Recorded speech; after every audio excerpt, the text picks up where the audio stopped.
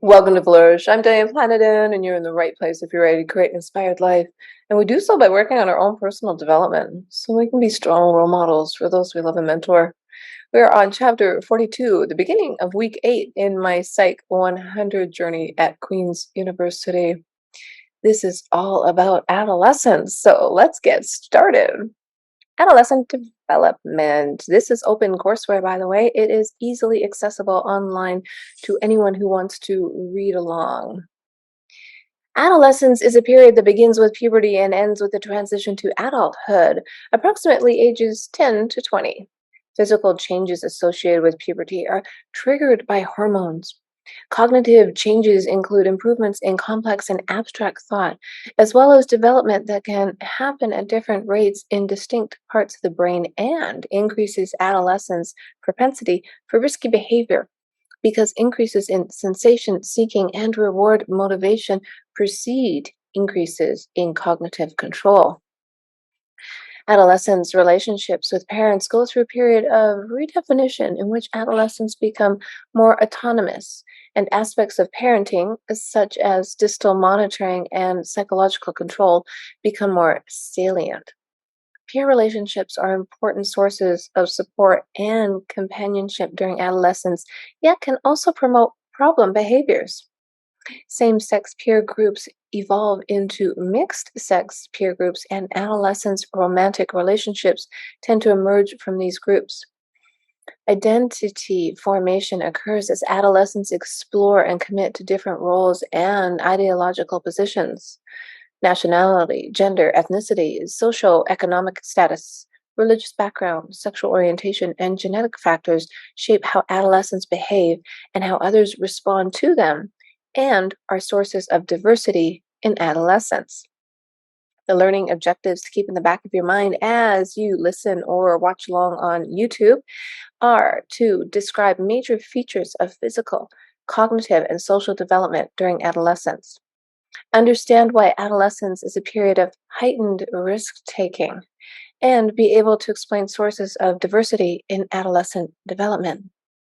As mentioned, I am a student, not a teacher. I'm sharing my learning journey with you, so I hope you're enjoying it because this subject is truly fascinating wherever you are and whoever you are.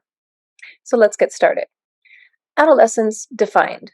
Adolescence is often characterized as a period of transformation, primarily in terms of physical, cognitive, and social relational change. Adolescence is a developmental stage that has been defined as starting with puberty and ending with the transition to adulthood. Adolescence has evolved historically, with evidence indicating that this stage is lengthening as individuals start puberty earlier and transition to adulthood later than in the past. Puberty today begins on average at age 10 to 11 years for girls and 11 to 12 years for boys. This average age of onset has decreased gradually over time since the 19th century by 3 to 4 months per decade, which has been attributed to a range of factors including better nutrition, obesity, increased father absence, and other environmental factors.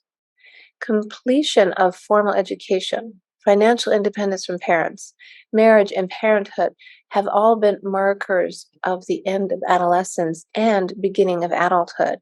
And all of these transitions happen, on average, later now than in the past. In fact, the prolonging of adolescence has prompted the introduction of a new developmental period called emerging adulthood that captures these developmental changes out of adolescence and into adulthood, occurring from approximately ages 18 to 29.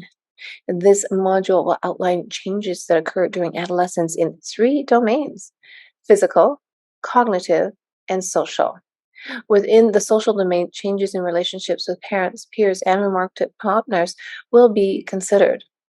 Next, the module turns to adolescents' psychological and behavioral adjustment, including identity formation, aggression and antisocial behavior, anxiety and depression, and academic achievement. Finally, the module summarizes sources of diversity in adolescents' experiences and development. Physical changes. Physical changes of puberty mark the onset of adolescence. For both boys and girls, these changes include a growth spurt in height, growth of hair, and skin changes. Boys also experience growth in facial hair and deepening of their voice. Girls experience breast development and begin menstruating. These puberty changes are driven by hormones, particularly an increase in testosterone for boys and estrogen for girls. Cognitive changes. Major changes in the structure and functioning of the brain occur during adolescence and result in cognitive and behavioral development. Cognitive changes during adolescence include a shift from concrete to more abstract and complex thinking. Such changes are fostered by improvements during adolescence in attention, memory, processing speed, and metacognition, the ability to think about thinking and therefore make better use of strategies like mnemonic devices that can improve thinking. Early in adolescence, changes in the brain's dopaminergic system contribute to increases in adolescent sensation seeking and reward motivation. Later in adolescence, the brain's cognitive control centers in the prefrontal cortex develop, increasing adolescent self regulation and future orientation. The difference in timing of the development of these different regions of the brain contributes to more risk taking during middle adolescence because adolescents are motivated to seek thrills that sometimes come from riskier behavior, such as reckless driving, smoking, or drinking, and have not yet developed the cognitive control to resist impulses or focus equally on the potential risks. One of the world's leading experts on adolescent development, Lawrence Steinberg, likens this to engaging a powerful engine before the braking system is in place. The result is that adolescents are more prone to risky behaviors than our children or adults. Social changes. We begin with parents. Although peers take on a greater importance during adolescence, family relationships remain important too. One of the key changes during adolescence involves a renegotiation of parent child relationships. As adolescents strive for more independence and autonomy during this time, different aspects of parenting become more salient. For example, parents' distal supervision and monitoring become more important as adolescents spend more time away from parents and in the presence of peers.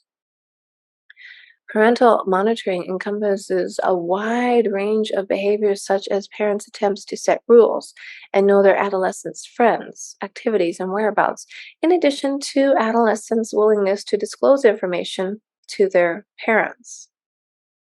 Psychological control, which involves manipulation and intrusion into adolescents' emotional and cognitive world through invalidating adolescents' feelings and pressuring them to think in particular ways, is another aspect of parenting that becomes more salient during adolescence and is related to more problematic adolescent adjustment.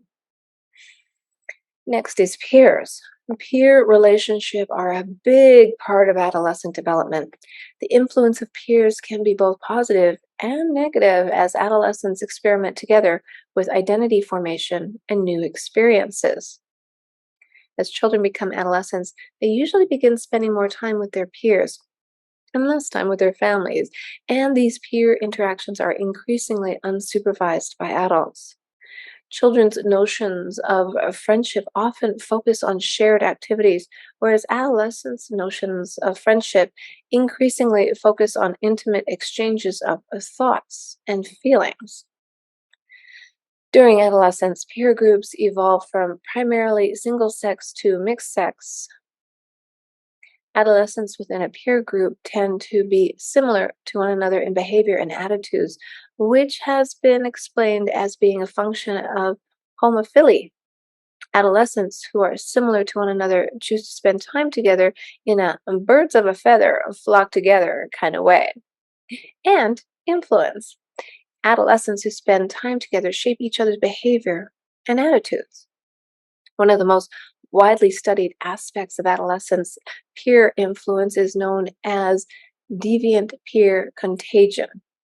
which is the process by which peers reinforce problem behavior by laughing or showing other signs of approval that then increase the likelihood of future problem behavior. Peers can serve both positive and negative functions during adolescence. Negative peer pressure can lead adolescents to make riskier decisions or engage in more problematic behavior than they would alone or in the presence of their family. For example, adolescents are more likely to drink alcohol, use drugs, and commit crimes when they are with their friends than when they are alone or with their family. However, peers also serve as an important source of social support and companionship during adolescence, and adolescents with positive peer relationships are happier and better adjusted than those who are socially isolated or have conflicted peer relationships. Crowds are an emerging level of peer relationships in adolescence. In contrast to friendships, which are reciprocal dyadic relationships, and cliques, which refer to groups of individuals who interact frequently, crowds are characterized more by shared reputations or images than actual interactions. These crowds reflect different prototypic identities, such as jocks or brains, otherwise known as nerds, and are often linked with adolescent social status and peers' perception of their values or behaviors. Romantic relationships. Adolescence is the development period which romantic relationships typically first emerge.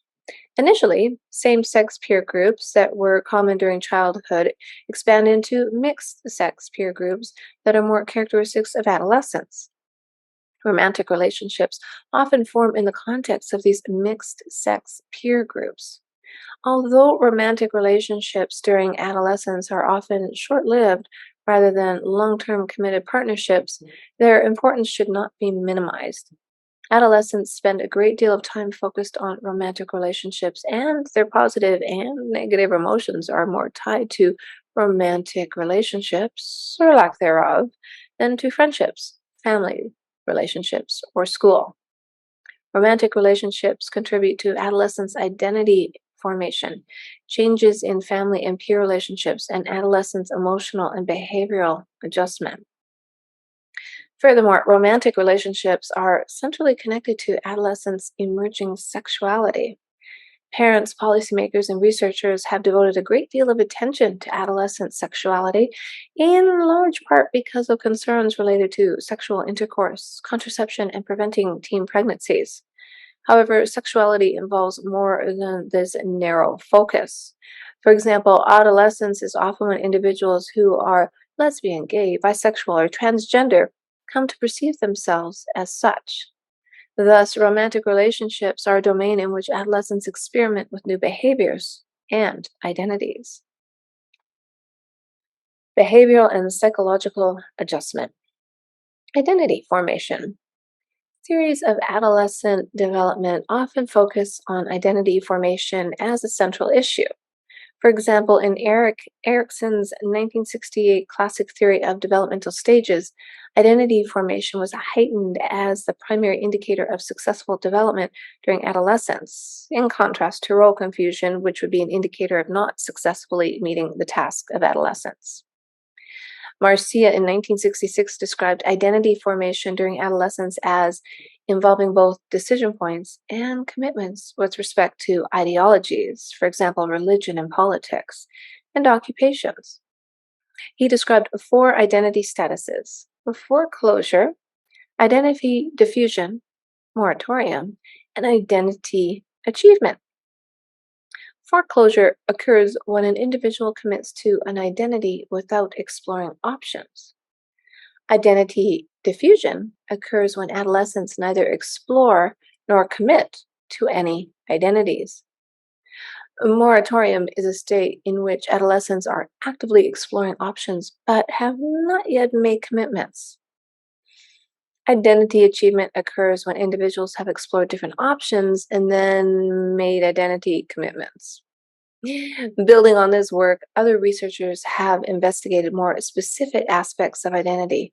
For example, in 1989, Finney proposed a model of ethnic identity development that included stages of unexplored ethnic identity, ethnic identity search, and achieved ethnic identity. Aggression and antisocial behavior. Several major theories of the development of antisocial behavior treat adolescence as an important period. In 1982, Patterson's early versus late starter model of the development of aggression and antisocial behavior distinguishes youth whose antisocial behavior begins during childhood, early starters, versus adolescents, late starters. According to the theory, early starters are at greater risk for long term antisocial behavior that extends into adulthood than are late starters. Late starters who become antisocial during adolescence are theorized to experience poor parental monitoring and supervision, aspects of parenting that become more salient during adolescence. Poor monitoring and lack of supervision contribute to increasing involvement with deviant peers, which in turn promotes adolescents' own antisocial behavior. Late starters desist from antisocial behavior when changes in the environment make other options more appealing. Similarly, Moffat's study in 1993, Life Course Persistent versus Adolescent Limited Model, distinguishes between antisocial behavior that begins in childhood versus adolescence. Moffat regards adolescents' limited antisocial behavior as resulting from a maturity gap between adolescents' dependence on and control by adolescents and their desire to demonstrate their freedom from adult constraint.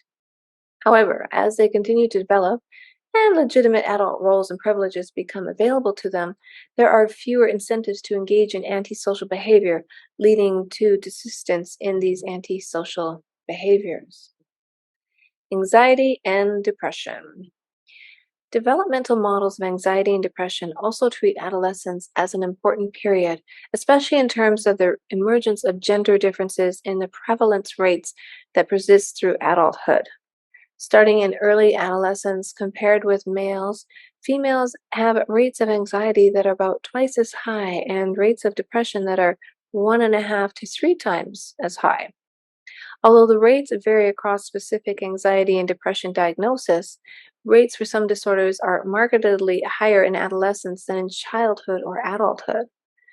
For example, prevalence rates for specific phobias are about 5% in children and 3 to 5% in adults, but 16% in adolescents. Anxiety and depression are particularly concerning because suicide is one of the leading causes of death during adolescence. Developmental models focus on interpersonal contexts in both childhood and adolescence that foster depression and anxiety. Family adversity, such as abuse and parental psychopathology during childhood, sets the stage for social and behavior problems during adolescence. Adolescents with such problems generate stress in their relationships, for example, by resolving conflict poorly and excessively seeking reassurance, and select into more maladaptive social contacts. For example, misery loves company scenarios in which depressed youth select other depressed youth as friends and then frequently co ruminate as they discuss their problems, exacerbating negative effects and stress. These processes are intensified for girls compared with boys because girls have more relationship oriented goals related to intimacy and social approval, leaving them more vulnerable to disruption in these relationships. Anxiety and depression then exacerbate problems in social relationships, which in turn contribute to the stability of anxiety and depression over time. Academic achievement. Adolescents spend more waking time in school than in any other context. Academic achievement during adolescence is predicted by interpersonal, for example, parental engagement in adolescence education, intrapersonal, for example, intrinsic motivation, and institutional, for example, the school quality. These are all factors. Academic achievement is important in its own right as a marker of positive adjustment during adolescence, but also because academic achievement sets the stage for future educational and occupational opportunities. The most serious consequence of school failure, particularly dropping out of school, is the high risk of unemployment or underemployment in adulthood that follows. High achievement can set the stage for college or future vocational training and opportunities. Diversity. Adolescent development does not necessarily follow the same pathway for all individuals.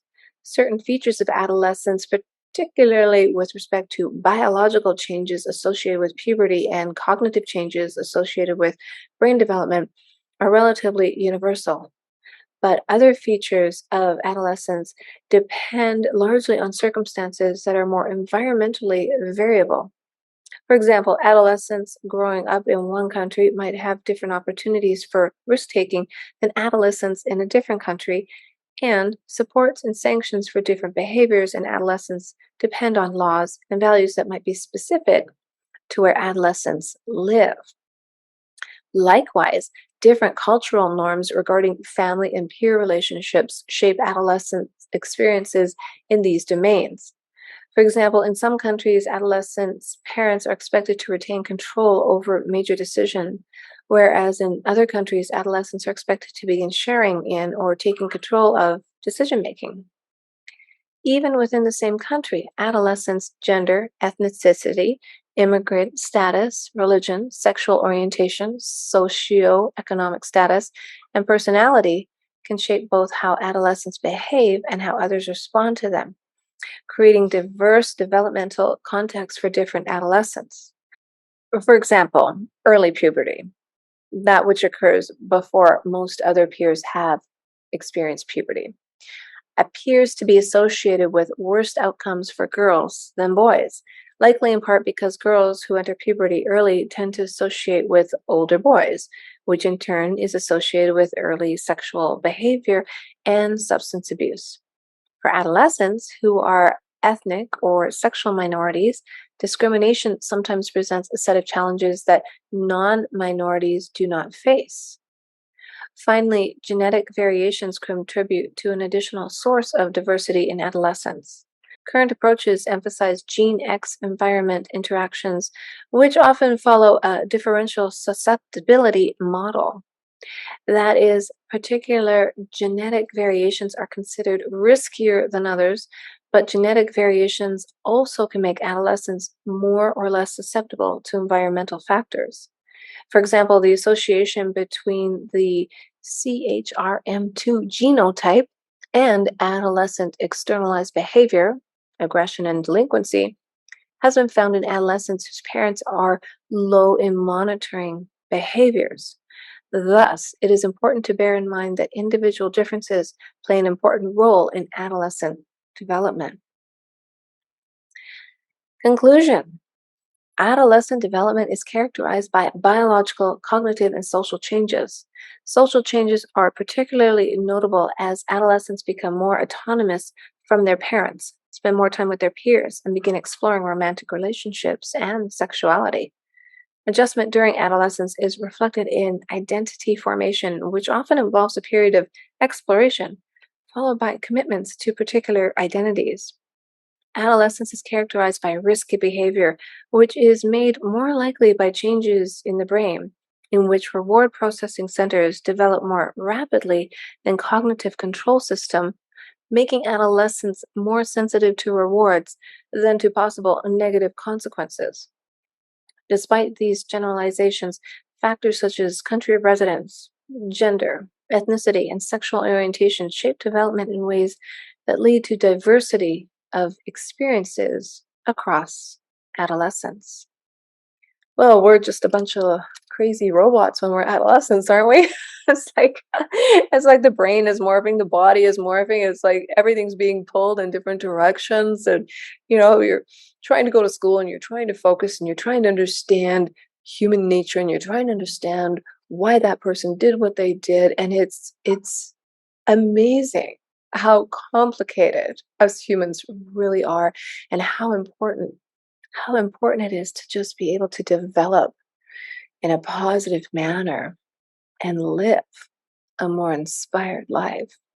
If you like the show, share it with someone you know. And if you know an adolescent who maybe needs to read this chapter to understand what's going on, share it with them. Or, you know, Give me a comment and I will post it on social media with your favorite hashtag.